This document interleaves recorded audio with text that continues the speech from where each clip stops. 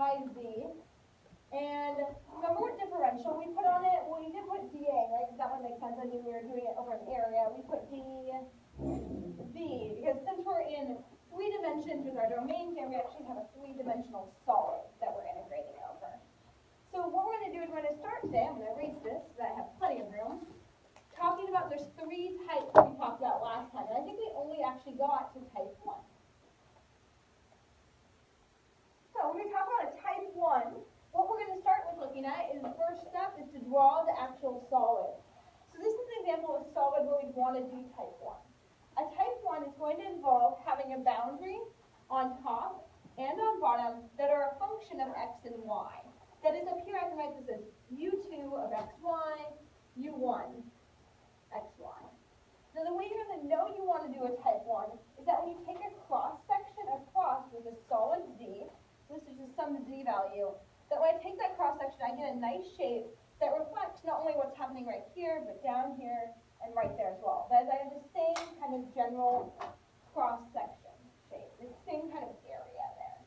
And so what we do is we first draw the solid and we try and take a cross section. So if I slice it this way, notice I'm going to have the same kind of shape here as here as here. Notice this would not be the case if I sliced it this direction, right? That is, if I set y and took it this way, this little section looks way different than that one, right? The general shape would change. That's how I know I don't want to take that type of cross section. The same with going this direction. The general shape is changing that way as well. If I take it like this, I basically got the same shape the entire way across. First thing we do is draw the solid. After drawing the solid, the second thing we do is draw the cross section. So what I did is I went ahead and I took that cross section. Notice basically what I've done is I've projected down into the xy plane. So we can call this a cross section or a projection.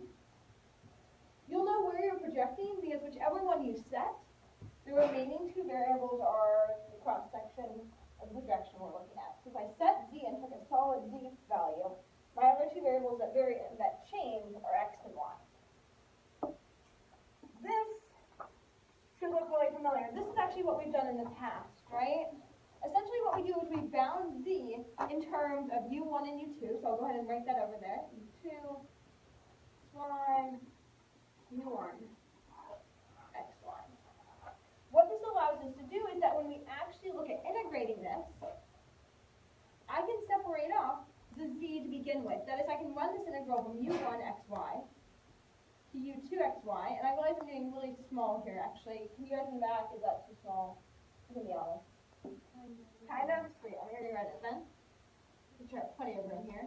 I'll even write it up here. I'm going to go ahead and separate off the z. I'll run it from u1 xy to u2 xy. F of x, y, z. And which differential am I going to have on the inside there? Z, right? These are bounds for z, so I'm running my z up. What this allows me to do then is, if I've already taken z, I only have 2 left, right? I only have those 2, which means I can write this as the integral over d in some 2-dimensional domain. And what differential would be on the outside there then? If I've got only 2 left, it would be a. Perfect. And what this allows me to do is separate off 1, leaving me with just a double integral. The question then, though, is I want to split this up, so how do I split this 2 up? That is that double integral that's left over. After I split it off, I need to look at the cross section. When I look at the cross section, there's 2 options for what I can do with it. The first option is that I'll have a function on top and a function on bottom. This looking familiar? We call this top function. We can call it G1, G2, sorry, yeah. This one,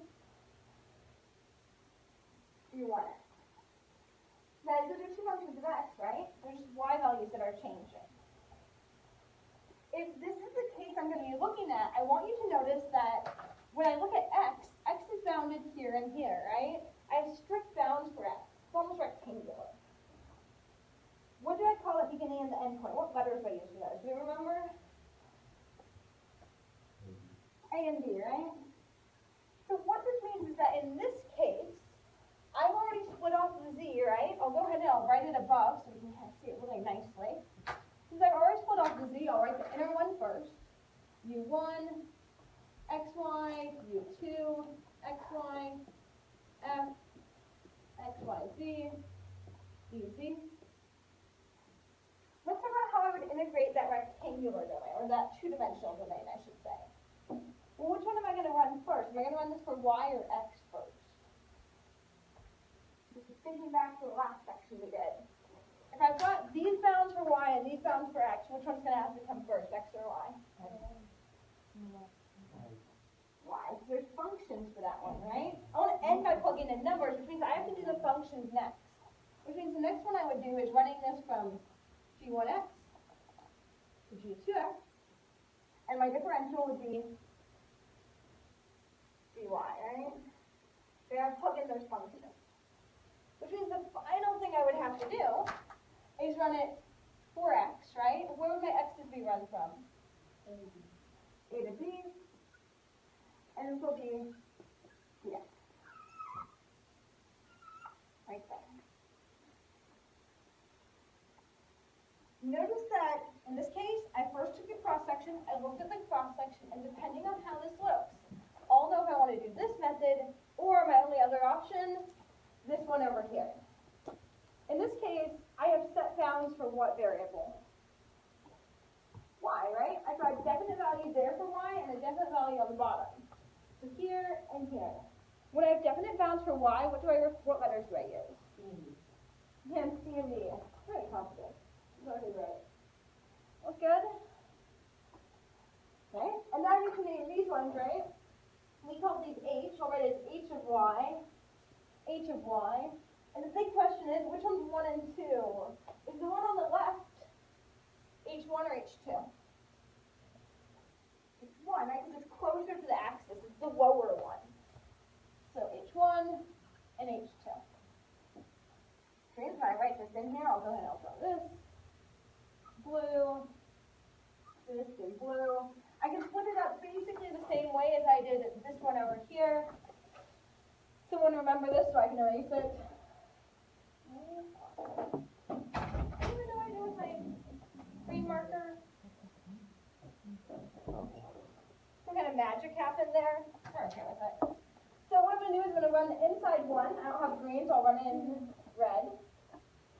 U2, xy, f of xy, z, still dz on the inside, right? Which one would I run next in this case, though? X or y, which one am I running across?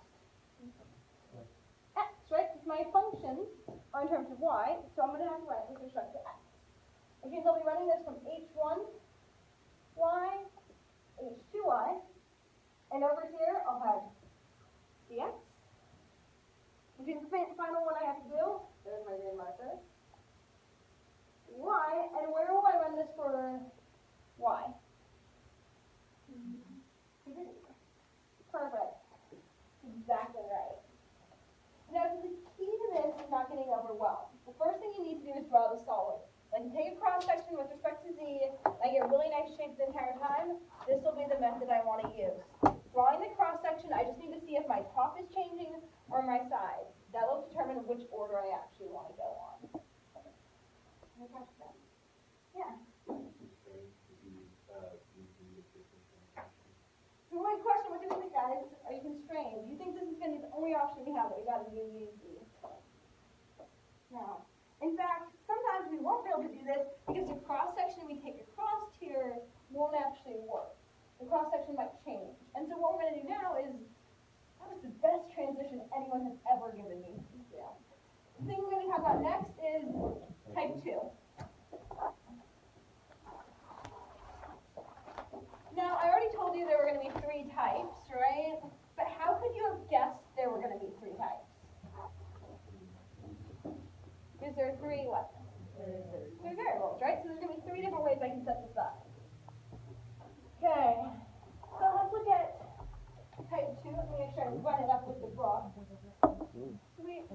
So to look at a type 2 integral, and that as well, black marker. Let's draw in some axes. I'm hoping your 3-dimensional drawing has become very pro by now. And what we're going to do is, rather than going ahead and running it up the z-axis, we're going to run it out the x-axis. What that means is I'm going to have some kind of weird shape around here, and I'll have a weird shape down here, and they're going to be connected.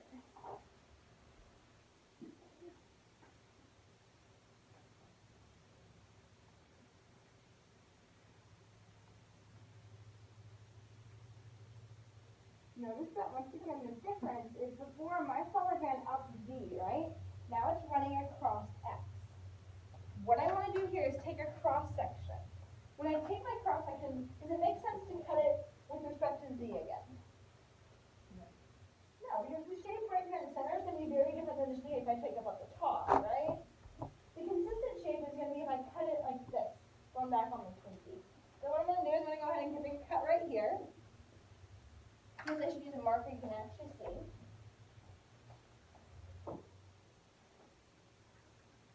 Like that, and I'm going to take that cross section, I'm going to pull it out. When I pull this cross section out, I still want to write it in a two-dimensional plane, but this is not going to be the XY plane, right? What plane is this going to be when I take that cross section and I project it down? It's going to be Y, Z, exactly right. And so when I draw this out,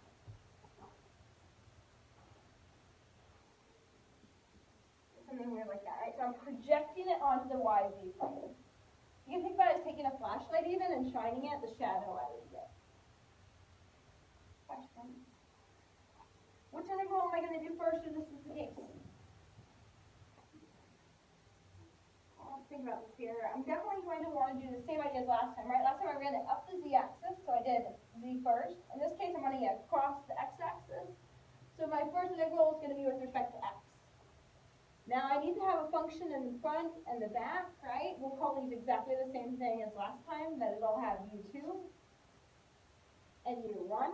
There's a little bit of a difference though. This isn't u1 or u2 of xy, right? This is u1 and u2 of yz, right? If I plug in yz, it will give me what x is what this is telling me. So yz over here as well. Which means my inner integral is going to be u1 yz, u2 yz, f x yz dx. The same thing applies, right? As soon as I make that projection, I have just a double integral. So I can write this as a double integral over some domain z dx. Which means the only thing I have to do now is flip that double integral, right? There's going to be two options, exactly like last time. Then, option 1.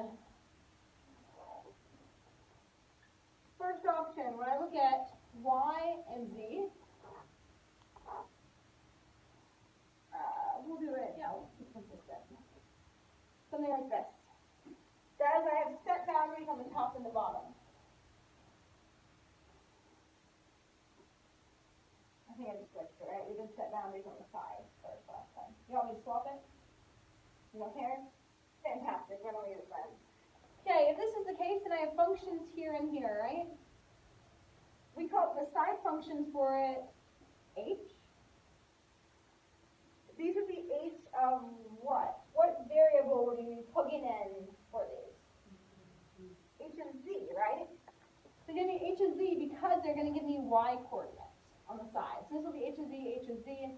I'll have 1 and 2 there, which means all I need are my bounds here and here. What letters are we going to use for bound guys? That's Z, right? What letters do we use? E and F.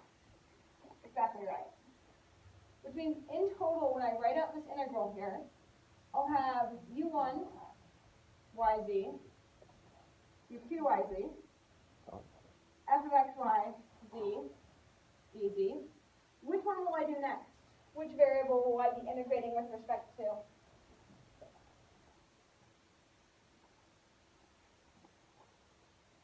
Oh, I wrote dz. dx. Which one next? Well, with respect to y, right? Because that's where my two functions are. This function tells me y, that function tells me y, so I'll definitely be integrating this with respect to y. h1 z, h2z, dy, and then finally with respect to z, right? I want it from e to f, dz. I want you to try the second